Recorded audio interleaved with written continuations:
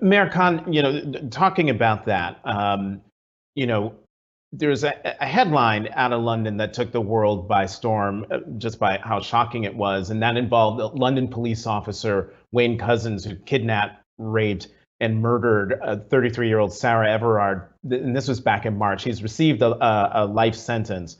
But he used, according to reports, used police ID and COVID laws to falsely arrest and handcuff Everard, and then, as I mentioned before, killed her.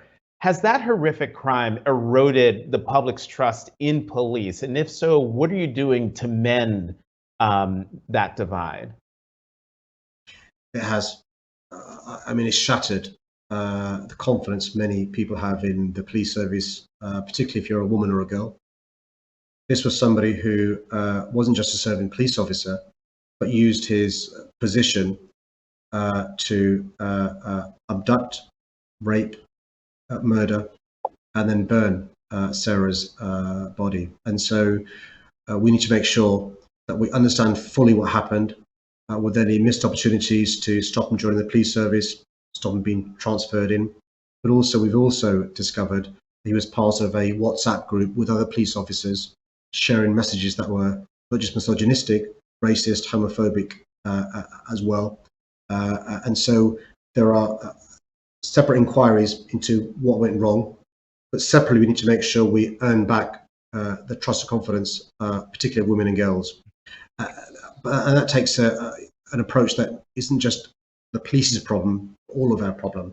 We've got to be looking at our society. How is it acceptable that girls and women change their behavior because of what men do?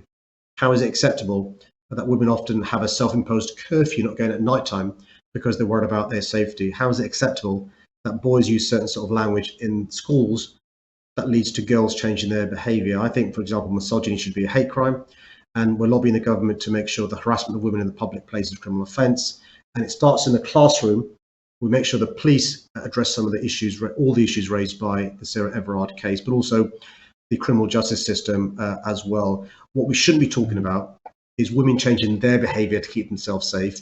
We should be targeting the behaviour of men and boys to address our behaviour in relation not just horrific murders, but the situation that if you're a woman or a girl, your life experiences, your life chances, your personal safety is less than it is if you're a boy or a man.